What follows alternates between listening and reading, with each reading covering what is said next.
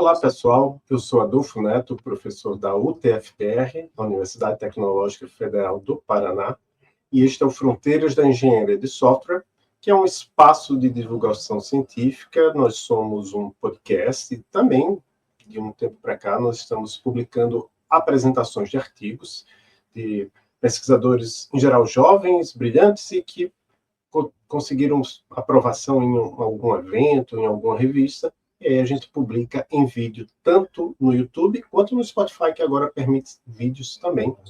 E nas demais plataformas, aí tem apenas o áudio, mas aí se você quiser ver as imagens, você vai num desses dois canais aí, YouTube ou Spotify. Hoje estou aqui com Maria Cláudia Emer, também da UTFPR, co-apresentadora de Fronteiras, coordenadora do Emílias Armação em Bits, que é o programa de extensão do qual faz parte o Fronteiras, que é quer dizer, o Fronteiras faz parte da rede Emílias de podcasts, que inclui que faz parte do Emílias Armação em Bits. Tudo bem, Maria Cláudia? Tudo bem, Adolfo. São tantas coisas, né, que a gente acaba até às vezes se enrolando. Mas é isso aí. Então, o Fronteiras faz parte da rede Emílias de podcasts, né? Antes de passar para o NAPS, eu queria explicar, porque eu acho que eu não expliquei ainda no Sim. Fronteiras, né? Que, assim, a gente tinha vários podcasts, tem o Emílias Podcast, eu tenho também o Elixir em Foco, em que você não participa, mas você está também lá no Emílias. Tem também o Professor Adolfo Neto, que esse ano de 2024 eu fiz algumas entrevistas em inglês, eu resolvi criar a rede Emílias para juntar tudo e colocar debaixo desse programa que é tão especial, que é o Emílias Armação em Bits. E hoje a gente tem aqui, obviamente, um convidado, é um convidado bem jovem, né, que é o Nabson Silva. Eu vou explicar aqui por que ele está aqui. Ele vai apresentar para nós o artigo, e aqui vai uma tradução, porque o artigo está em inglês, um catálogo de antipadrões de micro front-ends. Não deu para traduzir o front-end.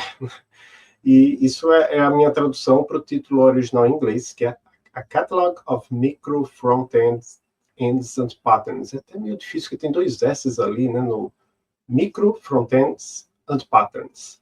Este artigo foi aceito para apresentação na International Conference on Software Engineering, ICSE 2025, que vai acontecer de 27 de abril a 3 de maio de 2025 em Ottawa, Canadá, que é uma conferência que tem índice 84, índice H5 de 84 no Google Scholar 2024, e é o veículo, e o Google Scholar ele inclui tanto revistas quanto conferências, que é o número 1 na sub-área de Software Systems do Google Scholar. Então, olhando esse aspecto quantitativo, é a principal, é o melhor lugar para você publicar um artigo no mundo relacionado à engenharia de software.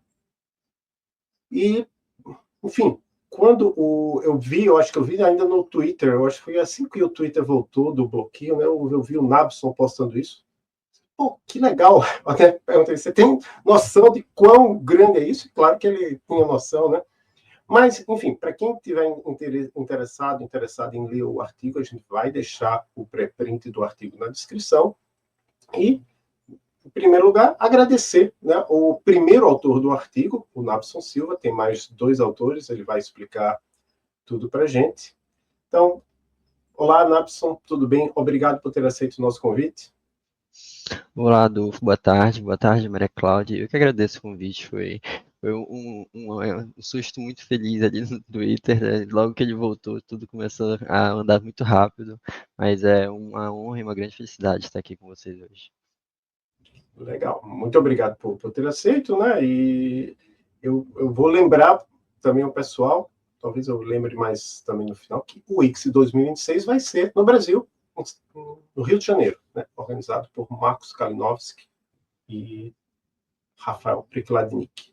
Enfim, Nabson, deixa eu colocar aqui seus slides, e aí você pode... Acho que eu e a Maria Cláudia, a gente vai desligar a câmera aqui e ficar... Não, acho que desligar a câmera não, vou tirar a gente do estúdio para a gente ficar aqui ainda... Ele vai estar nos vendo, mas a gente vai estar fora da transmissão, e aí você começa a sua apresentação, Nabson. Obrigado. Perfeito. Certinho. Então vamos lá. Agora apresentando aí para quem está assistindo Olá, boa tarde. Eu sou o Narbson, eu sou aluno aqui da Universidade Federal do Amazonas. Como o professor Adolfo já falou, eu vou apresentar para vocês o artigo que foi aceito no Wix 2025. O título dele é Catalog of Micro Frontends and Patterns e ele teve a autoria minha como primeiro autor, mas compartilhada aí com o Eric, o Eric Rodrigues é um aluno de graduação lá da UFAM também. E a nossa orientadora orienta tanto eu quanto ele ali nas pesquisas dentro do USES, que é a professora Tayana Conte, ali a coordenadora e supervisora do grupo de usabilidade da UFAM, usabilidade e engenharia de software. Então, apresentações feitas, eu vou só dar um pouquinho mais de detalhe aqui de quem sou eu. Primeiro de tudo, eu comecei a minha carreira aí com computação na UME, eu comecei a fazer um estágio de dados lá. Eu brinco hoje que foi um momento de experimentação, assim, de eu mexer com ciência de dados, redes neurais e tal. Não vingou muito, não foi o que eu me encontrei tanto quanto eu me encontrei em arquitetura de software, mas foi um ótimo start, porque inclusive foi lá que eu migrei dentro da UME mesmo para trabalhar como desenvolvedor ali com principalmente tecnologias web. E aí, a partir daí, eu troquei de emprego há 3 anos e 6 meses para o Melios, onde estou agora. É, trabalho no Melios atualmente, ele é mais focado em desenvolvimento, mas principalmente em arquitetura de soluções. Então, eu saio um pouco só do código para fazer a modelagem e participar de todo o processo ali da concepção de softwares, onde eu tenho muito contato com microserviços e microfrontends. E foi aí onde me levou a um mestrado no ICOMP. O ICOMP é um instituto de computação da UFAM, Universidade Federal do Amazonas, que eu comecei esse ano. Foi em abril de 2024, eu oficialmente entrei no mestrado e comecei as pesquisas, e desde lá muita coisa aconteceu, tudo muito rápido, e vou mostrar um pouco para vocês dos resultados do que tem sido esse mestrado até agora. Então, vamos lá agora sim, falando do mestrado, do artigo de verdade, eu vou dar um pouco de contexto para vocês, falar da introdução, o que é microfrontend, né, para ficar mais fácil, não ter que falar o micro. Mas microfrontend é um estilo arquitetural, ele é bem recente, o termo microfrontend surgiu em 2016 no radar de tecnologia da ThoughtWorks. Ele desde então tem sido muito adotado, porque ele traz muitos benefícios, principalmente para empresas e organizações grandes. Eu vou já detalhar um pouco mais sobre ele. Mas o que eu quero dizer aqui que é isso, o microfrontend é um estilo arquitetural, ele é baseado em microserviços e por ele ser muito novo, a gente ainda tem uma grande carência em relação ao que é uma boa arquitetura de microfrontends, ou como é que eu digo se uma arquitetura é boa ou ruim, ou o que é bom e o que é ruim na arquitetura, justamente devido à novidade dela, por mais que ele seja ali inspirado e tenha nascido a partir de microserviços, tem muitas características específicas que não estão interessadas, ou pelo menos não estavam até então interessadas em algum lugar de fácil acesso aí na literatura. E isso é um grande problema, porque tem até que trago uma citação que fala sobre a arquitetura de um software facilmente se deteriora com o tempo, principalmente dado a falta de conhecimento dos desenvolvedores. Então, uma coisa que acontece muito até, de a gente até vê em microserviços mesmo, uma arquitetura ser modelada do zero de uma forma muito boa, a arquitetura ser migrada de um monolito para microserviços muito bem, mas e aí com o tempo as coisas começam a desandar, porque não é só criar, a gente tem que manter. Então a falta desse tipo de ferramenta traz muitos malefícios, e aí para uma tecnologia nova que está nascendo, muita gente experimentando, tem tudo para dar muito errado. Então, é com base nessa problemática, em toda essa questão, que veio aí a proposta do catálogo de anti-patterns, explicando, já dando uma prévia dos próximos slides, na verdade, anti-patterns é uma forma de a gente documentar soluções ruins e falar como faz essas soluções melhores, digamos assim. Então, ele é muito embasado em experiência prática, em experiência que vem da indústria, para a gente começar a compartilhar ali o que todo mundo está quebrando a cara tentando fazer sozinho, sem compartilhar com um coleguinha ali, para a gente conseguir crescer junto e melhorar a área aí desse novo estilo arquitetural. Então, o catálogo veio para isso, a gente está documentando ali 12 antipatterns baseado em problemas comuns, tanto de microserviços que a gente entendeu que eles podem acontecer em microfrontends, e foi feita ali uma avaliação empírica desse catálogo para mostrar que ele faz sentido, que esses problemas de fato acontecem e as soluções que estão lá com proposta de solução boa fazem sentido também. Então, vou já entrar em detalhes de tudo isso que eu estou falando, mas é só para vocês entenderem. O catálogo é isso, ele fazendo a tradução para quase um português. O anti-patterns e o micro frontends ali ficaram de fora da tradução, mas essa é a ideia. E como o professor Adolfo já falou, ele foi aceito aí no IX, vai acontecer em Ottawa no ano que vem. Estarei lá apresentando ele novamente e o Superprint já está disponível na internet. Vocês podem pesquisar pelo título no Google Scholar que vai aparecer. Então aí, antes de entrar no conteúdo do artigo e na nossa proposta em si, eu vou dar uma pequena palhinha aqui do que é microfrontend agora com mais detalhe. Então, como eu já tinha dito, ele é um estilo arquitetural baseado em microserviços, ou seja, a gente tem ali a ideia de até arquiteturas orientadas a serviços como um todo, de que existe uma aplicação, essa aplicação foi ficando muito grande, uma base de código grande mesmo, e até que chega ao ponto que a decisão de separar ela em serviços menores foi feita. E é isso acontecendo no back-end, a gente chama de microserviço, bem por cima, assim, tem várias características específicas de microserviços que devem ser respeitadas para a gente entender uma arquitetura como orientada a microserviço, mas é mais para vocês entenderem a ideia de que é pegar uma aplicação monolítica e quebrar em vários serviços. E aí, olhando isso, vendo que deu muito certo, o microserviço hoje em dia é muito usado, surgiu a ideia de fazer a mesma coisa com o front-end, porque depois que tu libera o gargalo no back-end, sobra um gargalo no front-end. Então, por que não separar também?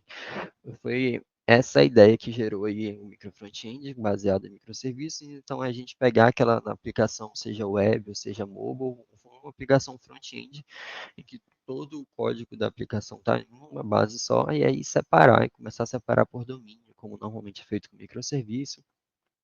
E aí desencadeia vários desafios que não são só técnicos, mas uma coisa interessante de micro front-end, que até de acordo com a definição de Gears aí, ele não é uma tecnologia concreta, é na verdade uma alternativa de abordagem organizacional até. Porque aí, para que a gente consiga separar uma aplicação em várias e ter o máximo proveito dessa decisão, tem algumas coisas que precisam acontecer, como, por exemplo, reestruturar os times da empresa para que cada um seja responsável por um microserviço e um micro front-end. Aí sim a gente alcança a independência e a escalabilidade que é tão almejada quando se implementa essas arquiteturas.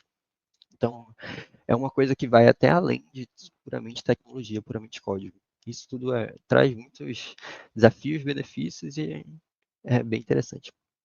Então, aqui eu vou mostrar para vocês agora um exemplo um pouco mais real. Não tão real, mas é um exemplo que vai dar para visualizar a ideia de micro front-end. Imagina que aqui em uma tela só, que normalmente seria feita, vamos dizer lá, num arquivo HTML, um CSS, um JavaScript de apoio, mas o conteúdo da tela em si estaria no HTML, que com o micro front-end a gente começa a separar as coisas.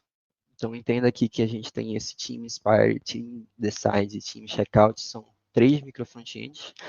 E aí essa tela, o HTML base que tem a tela e alguns componentes da tela pertence ali ao micro front-end Decide, porque a ideia é que seja o micro front-end que tenha os dados de um produto. Porém, tem algumas partes dessa tela que não pertencem ao time que cuida do estoque dessa loja, desse e-commerce, sabe? Como, por exemplo, fazer mostrar ali um carrinho, por exemplo, ou tem um histórico de compra, ou o botão de comprar. Essas são coisas que estão muito mais ligadas ao pagamento em si, e o próprio pagamento dentro de e-commerce é entendido como um domínio completamente diferente dos domínios de produto. Então, seguindo a arquitetura de micro front-end, a decisão aqui é de pegar todos esses componentes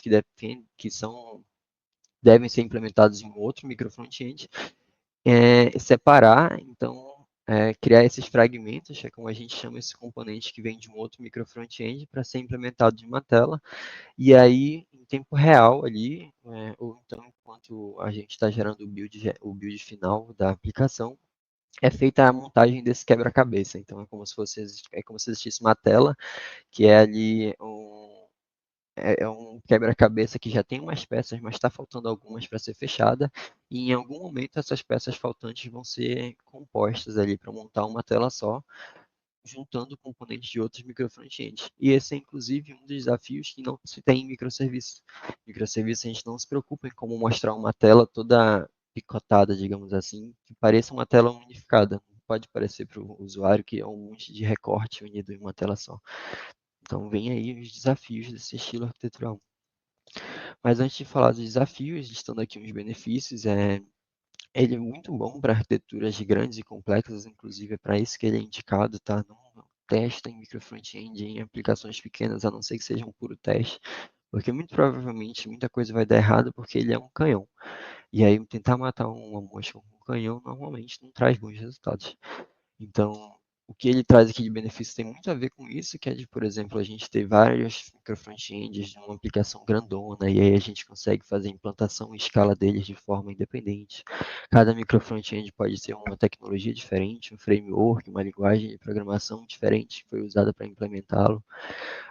Como eu já tinha dito, ele permite ali realmente times independentes e multidisciplinares. Então, eu consigo ter um time que toma conta de tudo relacionado a pagamento, desde a implementação no front-end, quanto no back-end, como um designer, como um product manager, um time inteiro que toma conta desse domínio, desse contexto da aplicação e consegue liberar coisas, liberar novas versões sem impactar em um outro domínio que não tenha ligação direta com ele. E aí isso gera muita escalabilidade, tanto da estrutura da arquitetura mesmo, quanto organizacional. Porém, tem aqui uma lista de alguns desafios. Quanto mais esses microfrontends crescem e uma funcionalidade acessa mais de um microfrontend ali, dá para entender, né, que pode virar um grande bolo ali e a complexidade para dar manutenção para essa funcionalidade pode ficar muito ruim, muito alta. Então, tem que ter cuidado. Decidir quando usar essa arquitetura é difícil, eu já falei aqui por alto que não é para estar usando em arquitetura muito pequena, mas o que é muito pequeno?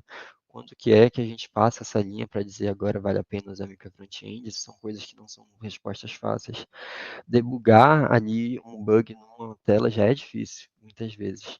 Agora imagina pegar um bug que passa por 3 micro front-ends e você tem que entender como é que eles são compostos como um só, então também tem chance de deixar as coisas mais complexas.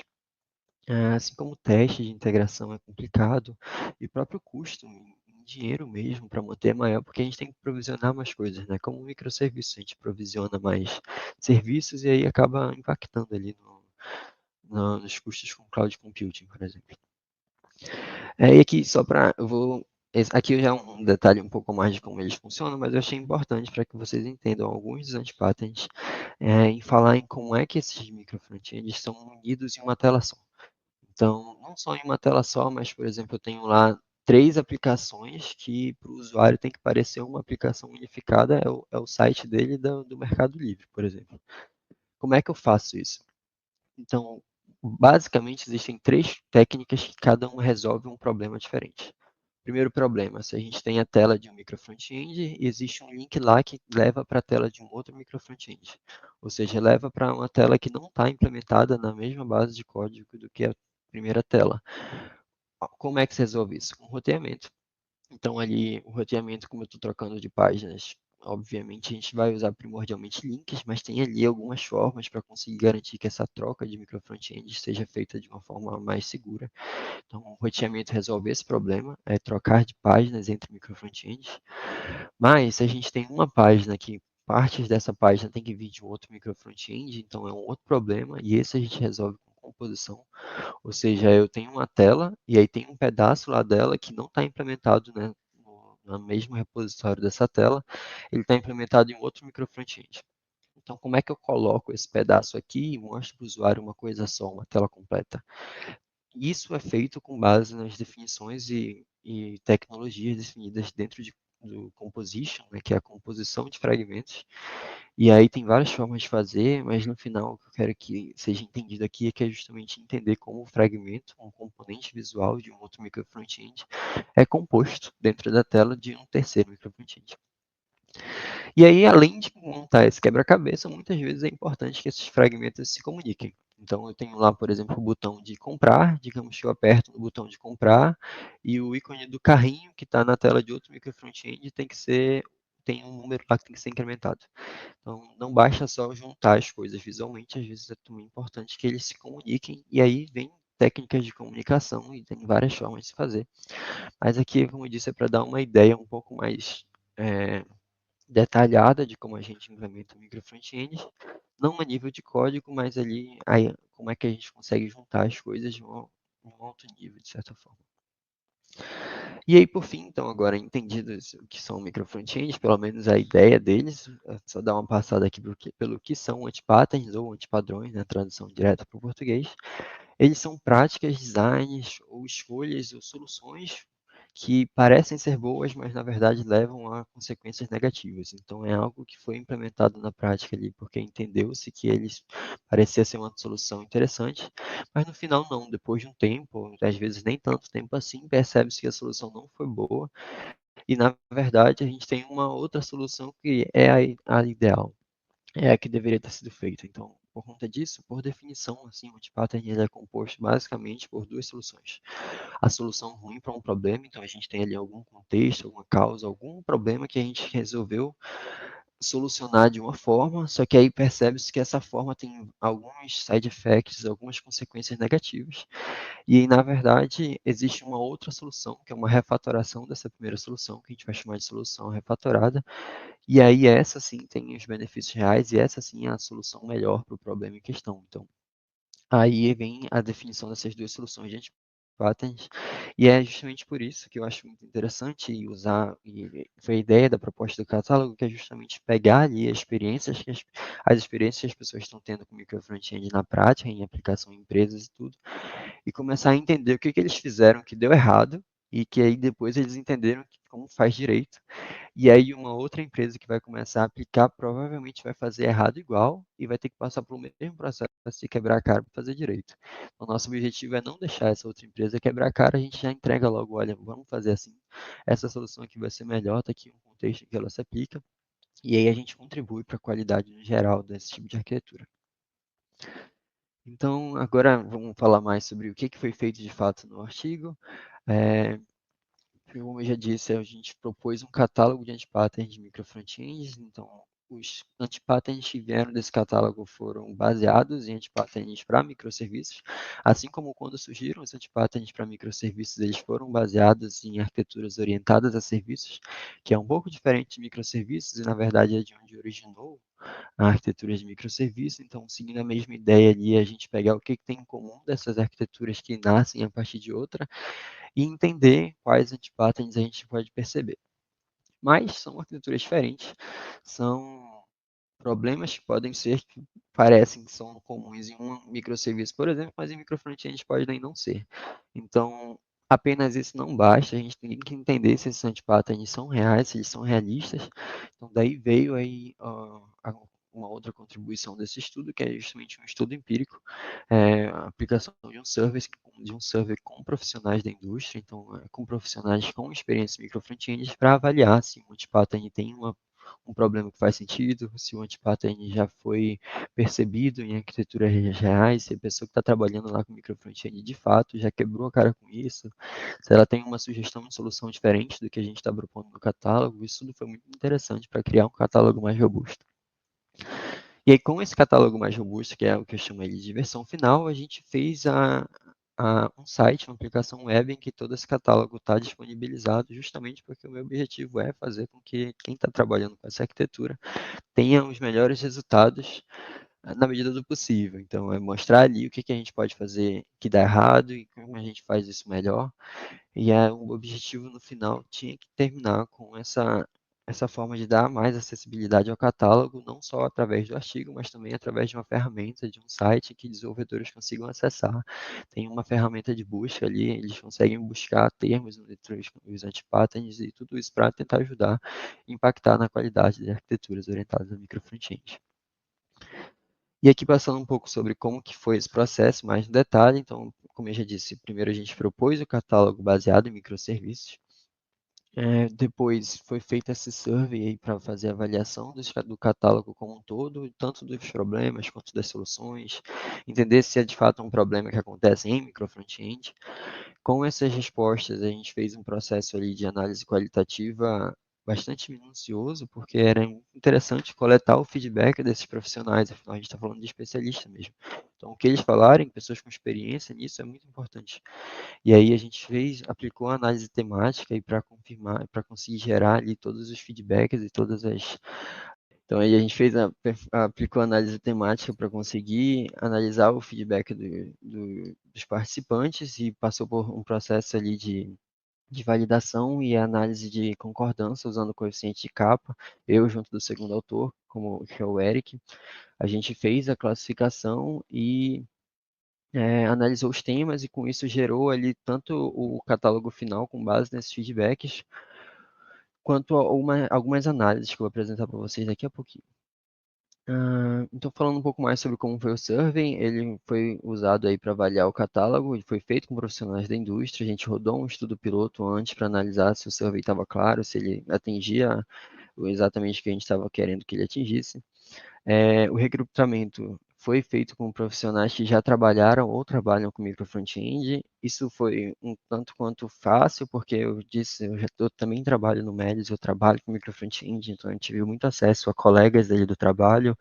Eu fiz algumas viagens ao longo desse ano que acabei conhecendo pessoas que trabalham com micro front-end e tive a oportunidade de mandar a pesquisa para elas e foi muito bom. Mas a gente entende ali que encontrar participantes em estudos de engenharia de software é um desafio, então por mais que a gente tenha convidado mais de 37 profissionais, tanto eu chegando diretamente na pessoa, mandando um e-mail, quanto pedindo para elas mandarem para colegas lá de onde eles trabalham, a gente conseguiu 20 participantes no survey, o que é um bom número, ainda assim. E a pesquisa foi feita com um formulário online, ele levava em média de 20 minutos para avaliar todos os anti-patterns e prover alguns feedbacks a mais ali.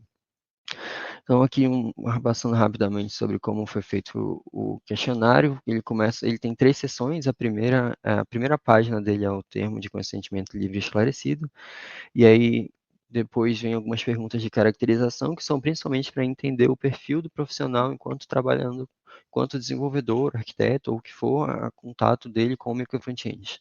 Então, é entender ali se nesse momento ele está trabalhando com microfrontends ou ele já trabalhou antes, quanto tempo de experiência ele possui e qual que é o papel que ele prestou a trabalhar com microfrontend, se ele foi um arquiteto de software, se ele foi um desenvolvedor de front-end, um back-end, um full stack e por aí vai.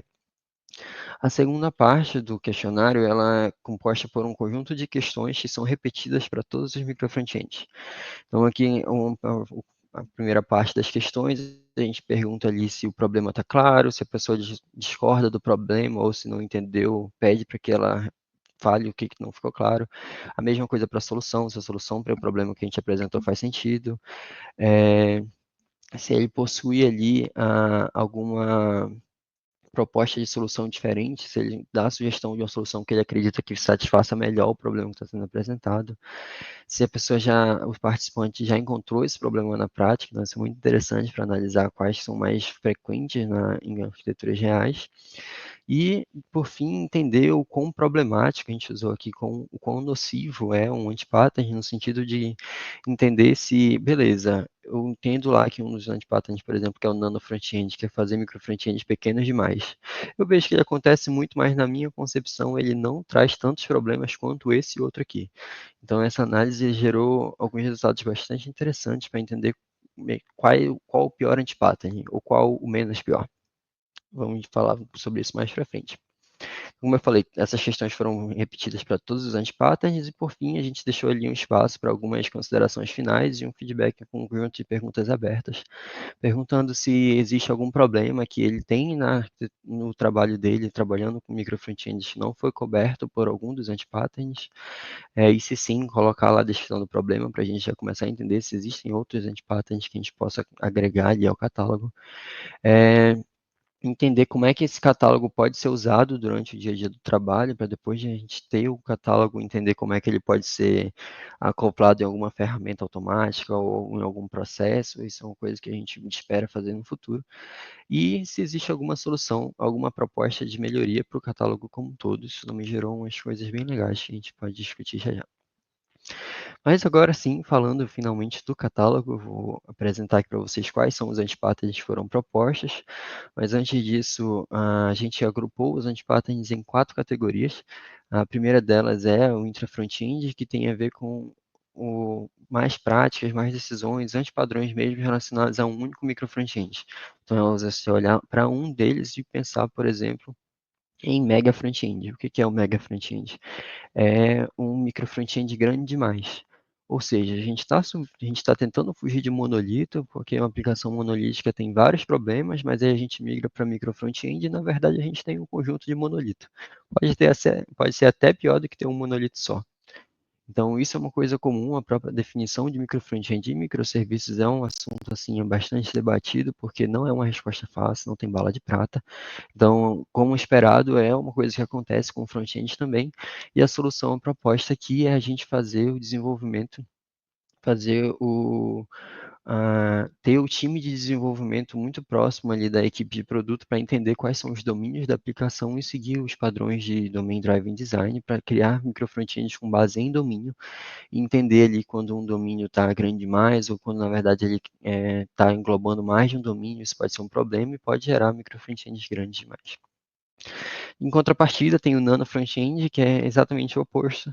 É a gente ter ali uma arquitetura granular demais. Então, muitos micro-front-ends com 2 telas, vamos dizer assim, que é pequeno demais e que dá muito mais trabalho para manter. E é o tipo de coisa que pode fazer alguém desistir dessa arquitetura, que é de ter todo o trabalho de continuous integration, continuous deployment, manter esse código, fazer a gerência ali de várias bases de código, isso dá muito trabalho. Então, ter muitos micro-front-ends pequenos também é um problema. E da mesma forma como o Mega Front-End, a solução é fazer ali a unificação, por exemplo, se isso já é um problema identificado, entender quais nano front-ends têm a ver com o mesmo domínio e unificá-los em um só. O Micro Front-End Greedy, ele é como se fosse a origem e pode levar a nano ou a Mega Front-End. E ele acontece quando existe uma prática de tudo de novo virar um micro front-end novo. Então, seja uma funcionalidade minúscula que não está implementada ainda, o desenvolvedor vai lá e cria um novo micro front-end. Ou seja, uma grande funcionalidade, que é aí um conjunto de telas grandão, um novo módulo de aplicação inteira vira um micro front-end só e aí gera mega front-end. Então, vem dessa ideia de a gente ter ali tudo que é novo vira micro front-end novo, e a solução que a gente propõe para ele é entender os domínios dos seus microfrontends atuais e entender se ele se encaixa já em algum deles. Ajuda muito ter um catálogo onde a gente tem a listagem de todos os microfrontends da aplicação e o que cada uma é responsável, pelo que cada uma é responsável. E aí conseguir identificar onde é que se encaixa melhor, ao invés de ficar criando novo toda vez. Uma outra categoria é o interfrontends, então aqui já tem a ver com a comunicação entre mais de um microfrontend ou a forma como eles são compostos. Primeiro, o anti-pattern é o cyclic dependency, que ele acontece quando a gente tem ali um acoplamento muito alto entre 2 ou mais microfrontends. Então, a alteração em um gera impactos muito grandes em outros. Então, acaba que 3 coisas que deveriam ser independentes, isoladas, têm um acoplamento tão alto que não tem como fazê-las serem isoladas, e isso é uma coisa ruim. E uma coisa que acontece, que gera muito isso, é ali na hora da composição e da comunicação, as comunicações estarem feitas de forma muito direta, muito específica. Então, a solução que a gente propõe é usar comunicação baseada em eventos, como por exemplo o PubSub. E aí ajuda a diminuir o acoplamento entre os microfrontends, até quando se quer adicionar um novo microfrontend na conversa, por exemplo. O outro anti-pattern é o Hub-like Dependency. Esse aqui já tem a ver quando existe uma página e ela é cheia de fragmentos. Então, ela tem, vamos dizer lá, 10 fragmentos de outros microfrontends que aparecem nessa página e que se essa página cair, o acesso a todos esses 10 outros microfrontends morre. Isso é muito comum de imaginar, por exemplo, na tela home. Então, você tem lá a tela principal da aplicação em que leva a várias áreas do sistema e se essa tela cair, já era. O anti-pattern em si aqui, ele não diz que é ruim ter muitos fragmentos, mas a gente tem que garantir que caso algum desses fragmentos falhe, ele precisa ter um bom tratamento de erro. Porque se tem vários fragmentos e um deles quebra, e aí a tela inteira fica branca, todos os outros 9 vão parar de funcionar também. Mas não porque eles quebraram também, mas porque eles não estão mais acessíveis. Então é muito importante fazer a implementação de mecanismo robusto de tratamento de erro para que outros microfrontends não sejam afetados. E por fim, o nó micro front-end tem a ver com uma questão mais evolutiva, assim, da arquitetura, que é você fazer a comunicação entre micro front-ends de forma muito específica, e aí quando entra um novo para o jogo, aí precisa fazer alteração no código em todos os micro front-ends, por exemplo, encher de if para mudar ali onde está específico para cada um, e a gente não usa o que é a proposta de solução aqui, que são interfaces generalizáveis, flexíveis, interfaces baseadas em domínio, para que seja mais fácil o acoplamento de novos microfrontends e não criar um grande bolo ali entre eles. Outra categoria tem a ver com operações, então é como a arquitetura é mantida, como são feitos os processos de CI/CD ali, por exemplo. O primeiro antipattern nessa categoria é a lack of skeleton, é a falta de um template. Então, digamos que a gente sempre vai, quando achar necessário, né, discutindo com base nos outros antipatterns, a gente entende que é preciso criar um novo microfrontend. Se o processo para criar esse novo microfrontend for muito trabalhoso, os desenvolvedores não vão querer criar. Então, o que é a tendência? Botar em um que já existe só porque eu não quero criar, e aí vai gerar mega frontends, por exemplo. Então, a falta de um template, de uma base de código mesmo, um repositório do GitHub para clonar com o código base para gerar o micro front-end é muito importante para facilitar ali, até melhorar a developer experience do time que está trabalhando. Um outro anti-pattern é o NoCSD, é você ter um monte de micro front-end, toda vez que tem que fazer o deploy, você tem que ir lá na mão, não tem como, então o CI/CD já é legal em aplicações normais, quando a gente tem várias aplicações para juntar em uma coisa só, não automatizar as coisas é um tiro no pé enorme. Então, não ter os pipelines de continuous integration, continuous development é muito complicado, não eu até tive um participante que falou que esse deveria ser um definition of done da arquitetura, meio que não tem como não ter. E por último, o no versioning tem a ver também com o impacto de um microfrontend em outro, que é você fazer alteração lá em um fragmento que é composto na tela de outro microfrontend, e aí esse fragmento sofre alguma alteração e quando vai ser composto lá na outra tela, ele está quebrando, porque ele não tem um controle de versão adequado. Então, qualquer alteração que é feita na interface externa dele vai fazer com que todas as chamadas dele parem de funcionar. Então, não ter versionamento atrapalha muito ali na hora de a gente conseguir juntar as peças desse quebra-cabeça no final. E por fim, a categoria de desenvolvimento tem a ver com as decisões que as pessoas estão trabalhando ali tomam. Então tem muito a ver com decisões arquiteturais em cima dos microfrontends. Como, por exemplo, como ownership, eu disse já, né, que eles precisam, para você alcançar a independência ali dos times que a gente almeja com o microfrontend, é preciso que tenha mais de um time. E que cada um time seja dono de um único microfrontend ou mais de um, mas que não se tenha microfrontends compartilhados. E aqui é justamente o que esse anti-pattern fala, especificamente como ownership, é dizer que tem uma empresa, uma equipe só que é dona de todos os microfrontends. Isso pode acontecer, por exemplo, em empresas pequenas. Tenho lá 10 desenvolvedores e criei 5 microfrontends. Muito provavelmente eles vão ser donos dos 10 e isso dá mais problema. Às vezes é até mais fácil ficar com monolito porque é mais simples de manter se for um monolito modular, por exemplo. Mais fácil de dar manutenção. Golden Hammer tem a ver com usar a mesma tecnologia sempre. Então, a gente está falando de front-end, vamos dizer aí que vamos usar React para tudo. Para tudo vai ser React com JavaScript, mesmo que o contexto desse problema seja melhor resolvido com o Next.js, por exemplo, ou com o Angular, dadas as especificidades desses frameworks. E é uma coisa que acontece também em microserviço, é não entender as necessidades específicas de cada parte da aplicação e não usar a tecnologia adequada para eles. A mais adequada ali para aquele problema. E por fim, o Micro Frontend as the Go é falar sobre eu quero usar micro frontend porque eu quero, porque está na moda, porque eu vi uma palestra muito legal no Fronteiras ES e quero testar, eu vou botar aqui na minha empresa, sendo que não entende-se nenhum dos conceitos base para a gente implementar micro frontend ou ignorou todos os outros anti-patterns. E aí vai lá e provavelmente vai quebrar a cara, assim. A gente eu já disse, é um canhão. Então a gente tem que usar quando precisa ser usado, senão vai dar muito errado. E aí tem artigos de pessoas fazendo relato de experiência, dizendo que não foi legal usar, mas aí você vai ver, é o caso que não era nem para ter tentado usar. Então é óbvio que vai ser uma experiência ruim. E aqui o catálogo, como eu disse, a gente fez uma aplicação para colocar todos esses anti-patterns lá. Existe uma descrição um pouco mais aprofundada desse catálogo e alguns exemplos, inclusive.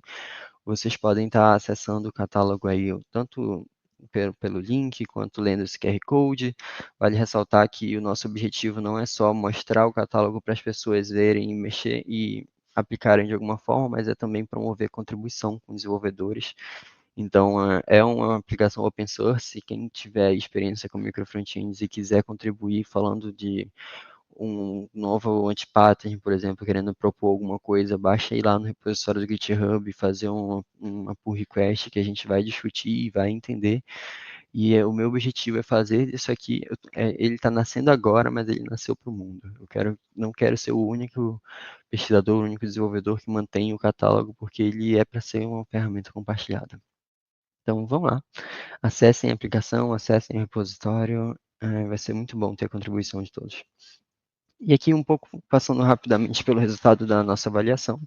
Aqui na caracterização eu quero destacar principalmente a questão da experiência que os participantes têm, então mais de 75%, na verdade 75% tem mais de 2 anos de experiência, sendo que fora esses 75, 20 tem mais de 1 ano, então estão entre 1 e 2. Então são pessoas que já têm contato prático, real, de trabalho mesmo, programaram em micro front-ends e vieram aqui dar a avaliação. Passando aqui pelas respostas afirmativas, então aquelas de problema está claro, a solução está clara e tudo mais. O que eu trouxe aqui para destacar foi justamente a resposta sobre a frequência dos antipatterns na prática. Dá para ver aqui que todos os antipatterns foram percebidos em algum momento, então todos eles fazem sentido, todos eles acontecem realmente em arquiteturas orientadas a micro front-end, alguns com frequência maior que outros.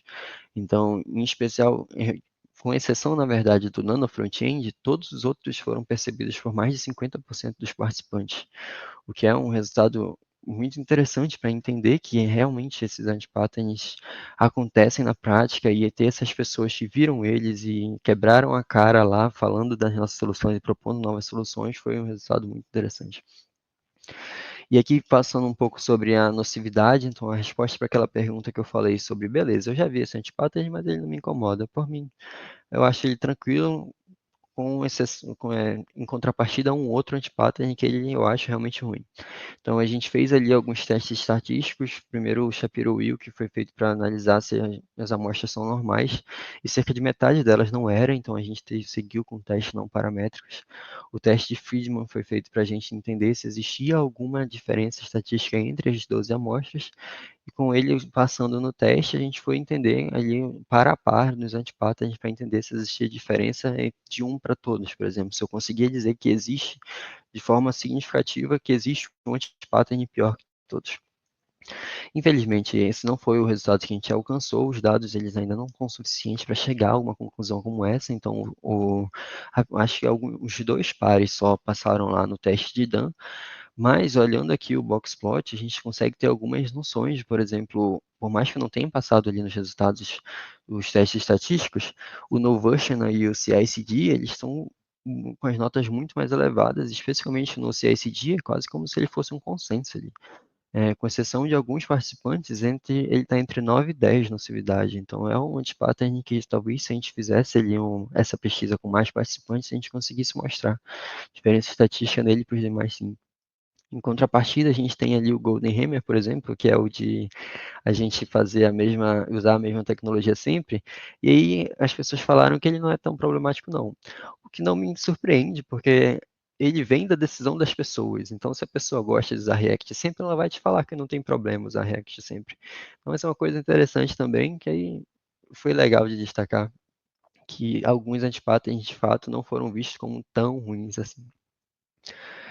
E aqui dando uma passada por rápida sobre os feedbacks que a gente trouxe, como eu falei, a gente fez uma análise temática de todas as nossas respostas abertas, das respostas para as perguntas abertas. Então, a gente tirou vários temas relacionados a como a gente conseguiria fazer melhorias no catálogo, que são esses em vermelho. Então, são melhorias para os exemplos, para as definições, para as soluções e para o catálogo em si. Vou mostrar aqui uma, por exemplo, que é sobre um exemplo que estava lá do Cyclic Dependency, que não estava claro o problema, e aí ele disse como poderia melhorar, e a gente melhorou na versão final. Um outro tema que a gente usou foi esses em azuis são meio que elogios, coisas que são legais do catálogo. Então, uma coisa que a gente percebeu que foi muita gente falando sobre como eles poderiam usar o catálogo. E aqui tem um exemplo do P2 falando que ele serve como um guia para coisas que você tem que fazer e que você não tem que fazer. E isso é uma coisa que está faltando no micro front-end. A gente consegue achar alguns guidelines na internet, mas eles tendem a ser superficiais. E o catálogo veio com uma forte ferramenta aí para preencher essa lacuna. E por fim, os outros dois conjuntos, os outros dois temas que são relacionados de certa forma, porque eles propõem coisas novas. Então, tem aqui alguém falando que, olha, eu entendi essa tua solução, mas eu acho que essa solução é melhor. Ou então ele falando, olha, esses antipatentes são legais, mas eu já vi alguns outros que tu poderia incluir. Tá aqui a definição deles. Então também foi muito bom a gente conseguir gerar ali novos antipatentes em pesquisas futuras, com certeza vão se basear nos resultados desse artigo. E aí, concluindo, alguns pontos chaves aqui, já disse, mas vou ressaltar que todos os antipátenes foram encontrados em arquiteturas reais, os participantes relataram que encontraram todos eles. Ele foi entendido como uma ferramenta útil para ajudar no desenvolvimento de arquiteturas orientadas a micro-front-end, tanto a criar desenvolvedores, evitar erros comuns, inclusive, já tenho colegas que trabalham comigo que eu já mandei o link da aplicação e eles falam que já estão usando, sempre que vão desenvolver alguma coisa, dá uma checada ali no catálogo para não fazer besteira. E essa evidência é muito legal de entender que ele já está gerando algum impacto. A parte dele ser colaborativo é muito interessante porque, como eu falei, é para ele ser um relato de experiência real e compartilhamento de experiências com micro-front-end. Então, é muito importante a contribuição de outras pessoas, além da gente e dos nossos participantes do survey. E com tudo isso, ele mostra que ele tem um grande potencial para melhorar a qualidade de arquiteturas orientadas a micro-front-end, e é o que a gente tem almejado desde o início do meu mestrado. Como trabalhos futuros aqui, a gente almeja entender como é que esses antipatterns podem ser incluídos dentro do processo de desenvolvimento, seja ele usando alguma ferramenta de detecção automática, por exemplo, analisar gráficos de dependência para identificar antipatterns da interfront-end, por exemplo. É uma coisa que estou bem animado para tentar, para dar uma testada. A gente quer coletar os feedbacks das pessoas que eu espero que, por favor, vão lá e contribuam no GitHub para entender se existem novos antipatterns ou melhorias para os existentes. Estamos executando agora, já estamos no segundo filtro da revisão multivocal para buscar por antipatterns na internet e fazer a validação de novo nessa pegada de entender a experiência das pessoas que têm trabalhado com isso e fazer ali a proposta de novos antipatterns, passando por uma validação parecida como eu fiz nesse, claro, mas ainda assim eu quero entender se existem novos antipatterns, eu sei que tem, mas eu quero ir lá e identificá-los. E também acabamos essa semana, estamos escrevendo um artigo agora sobre que a gente experimentou usar o catálogo como uma ferramenta de auxílio no ensino de micro-front-ends para uma turma de arquitetura de software da UFAM. Os resultados foram muito interessantes, estou animado com esse artigo, espero que vocês vejam mais de mim e do catálogo em breve. E aqui alguns agradecimentos das agências que estão me ajudando no financiamento, tanto da viagem, quanto todo o processo burocrático e financeiro que existe para publicar um artigo em uma conferência tão grande. Muito obrigado ao CNPq, CAP, SWAPEAN e ao Super, que é uma parceria entre a Samsung e o Icomp. E aqui, para finalizar as referências que eu usei nesse slide, e é isso. Muito obrigado. Muito, muito legal, Nabson. Deixa eu colocar aqui também a professora Maria Cláudia. Eu vou fazer algumas perguntas. Eu sei que tem algumas poucas pessoas talvez assistindo. Se alguém quiser fazer pergunta também, fique à vontade. Mas eu vou primeiro destacar alguns pontos que eu gostei, né? Que eu achei legal que a sua experiência, né, foi importante para você fazer o catálogo, né? Sua experiência, você trabalha na Melius, né? É isso. Não sei se todo mundo conhece, mas eu sou usuário da Melius, né? Muito Te dá uns descontos aí nas lojas online, lojas online, são bem interessantes. cashbacks legais. Gostei também que você usou, além do catálogo, fez a survey, usou estatística descritiva, teste de hipótese, análise temática. Eu e a Maria Cláudia, a gente lecionou esse ano de 2024 uma disciplina de metodologia científica, né? A gente disse, coloca gráficos, figuras, não sei o que lá. O próximo ano que vem a gente manda esse artigo, Maria Cláudia. Que legal. Sim, Porque verdade. você fez isso aí que a gente pede sempre para os alunos fazerem. Eu vi também que você usou o termo anti-pattern. Talvez seja um momento interessante. A gente teve no nosso podcast o Marco Túlio Valente, e num outro podcast da Rede Emílias, que é o Alexandre Foco, a gente teve o Lucas Verge, que era doutorando e agora é doutor em computação. Ele fez um trabalho com code smells na linguagem de programação Elixir. E você explicou o que são anti-patterns, mas qual a diferença entre anti-patterns e cold smells? Essa é uma pergunta bem comum, na verdade. É, existe ali não é uma diferença tão explícita, mas por definição, assim, cold smells são algumas coisas que dão a impressão de que tem algo errado, por isso vem essa ideia de smells. Então, por uma definição mais básica, vamos dizer assim, a ideia é que os cold smells sejam alguma pista de que existem antipatterns. Entende? Então, o antipattern é o que eu falei, a gente tem ali a proposta de uma solução que ela é ruim, uma solução que é melhor, uma refatorada, e cold smells são algumas coisas que indicam que pode ter algum problema no código. Ao mesmo tempo que eu já vi artigos falando que cold smell e antipattern é a mesma coisa. E aí eu já vi gente falando que não é. Então é realmente uma coisa que confunde. A gente teve arquitetura de software esse período e essa pergunta surgiu. Mas, por definição a mais antiga, digamos assim, o smell é visto como se fosse um indício de que os antipatterns estão ali e em uma análise aprofundada você identifica o antipattern. Certo. Aí, uma coisa também que uma curiosidade, né, nesse momento da história especificamente, a gente está falando muito de IA, muito também de IA, engenharia de software. Eu fiz uma coisa, eu peguei o seu artigo, né, eu subi lá no Notebook LM, que é o da Google, né, aí ele gera um episódio de podcast. E eu achei interessante que o episódio de podcast que ele gerou para o seu artigo, né, pro seu artigo e do Eric e da Tayana, parabéns aos três, tem 32 minutos, né?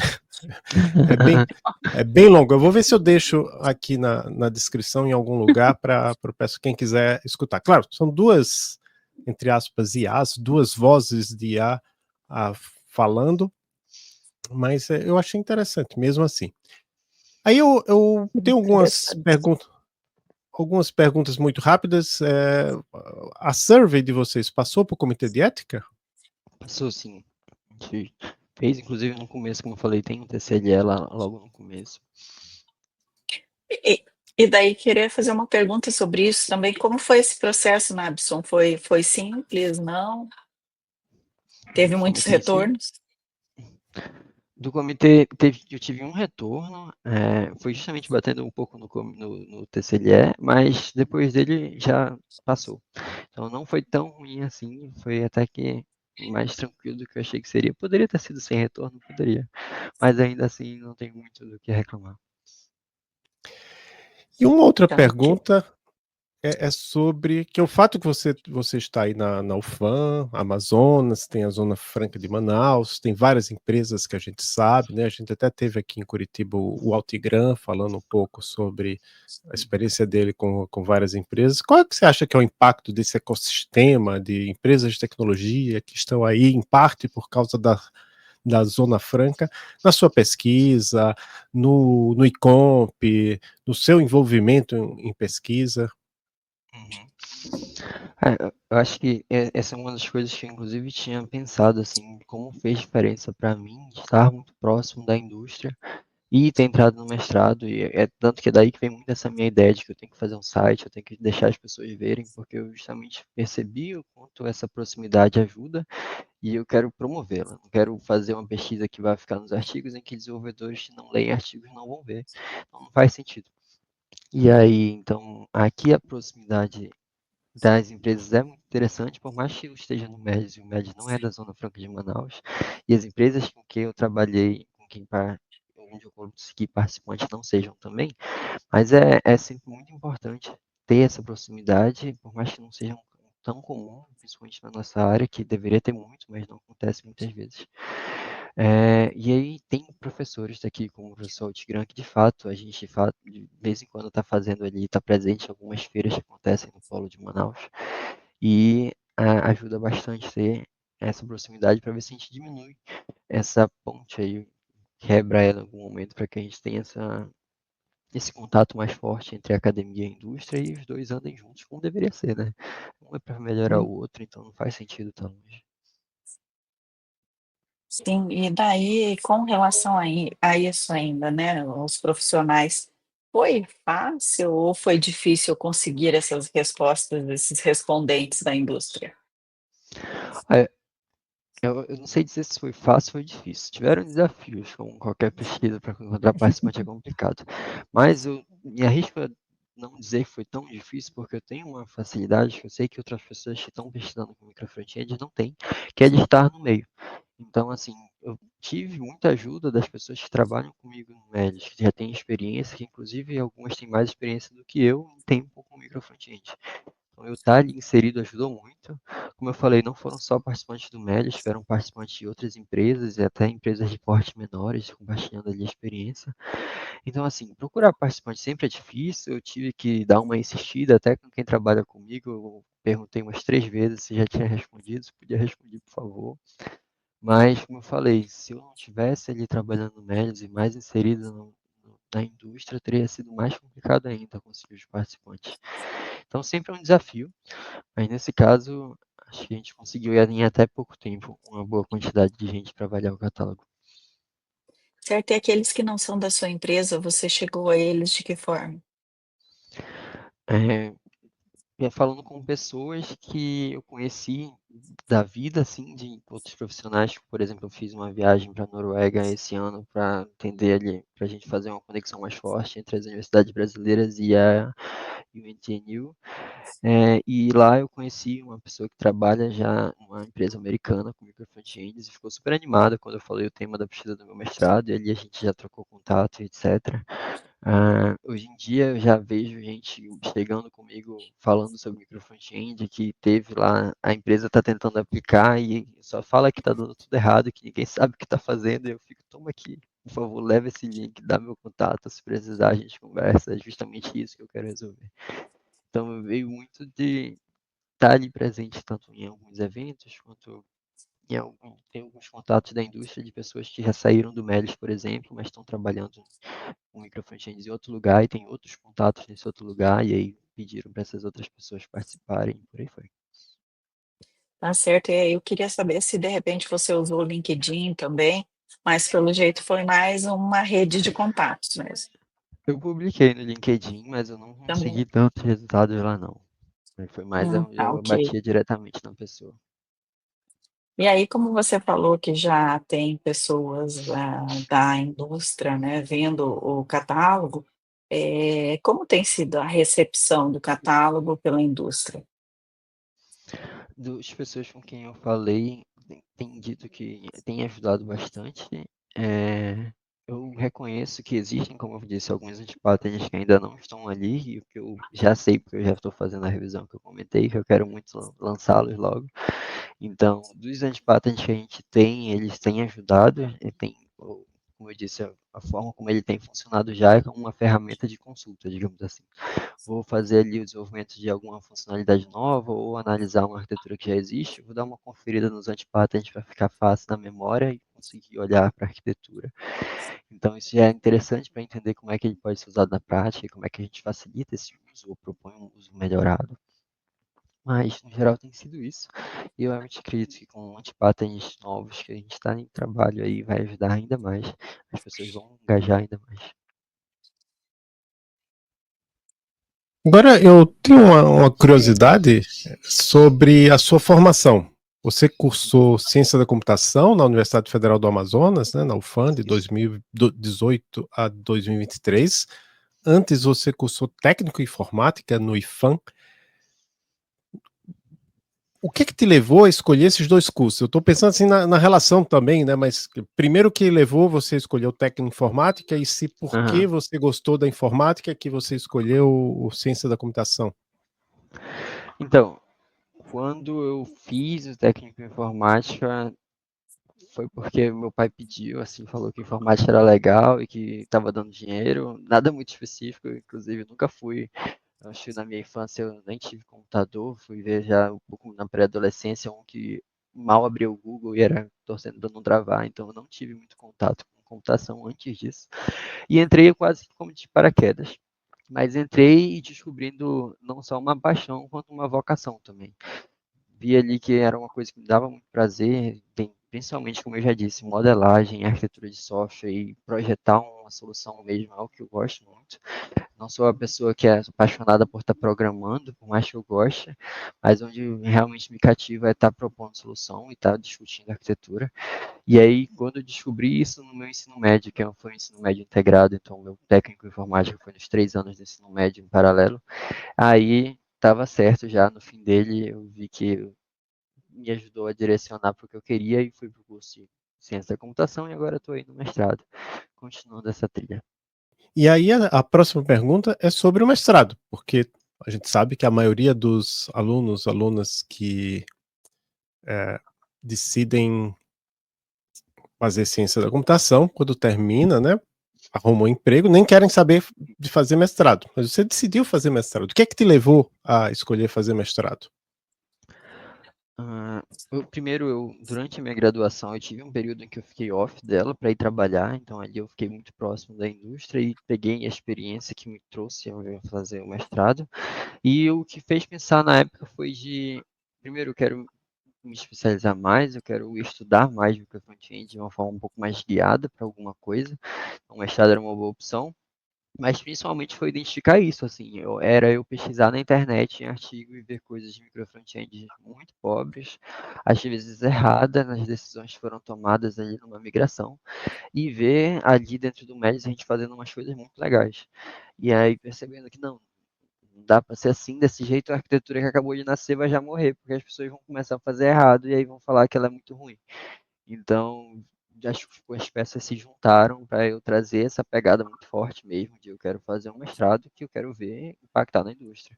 Não quero apenas ter ali um impacto acadêmico, inclusive é muito bom estar aqui com vocês, para que pessoas que trabalham com micro frontends acessem o catálogo e a gente discuta sobre isso.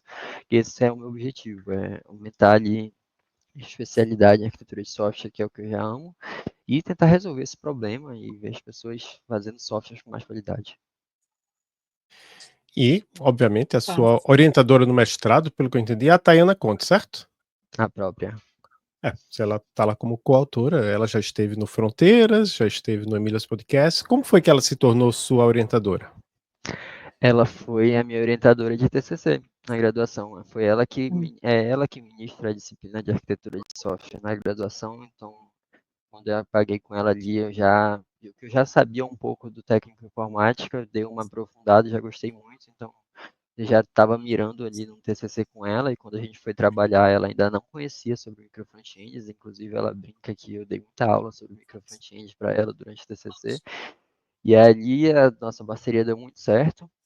Veio aí ficou essa porta aberta, né, para voltar para o mestrado. E assim que eu me formei, já fui sair da colação, começando a estudar ali para entrar no PPGI, o programa de pós-graduação da informática da UFAM.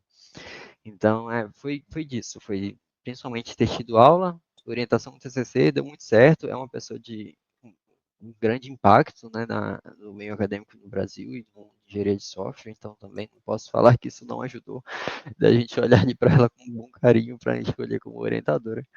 Mas foram uma série de fatores que eu acho que as coisas só se alinharam para ser do jeito que tinha que ser.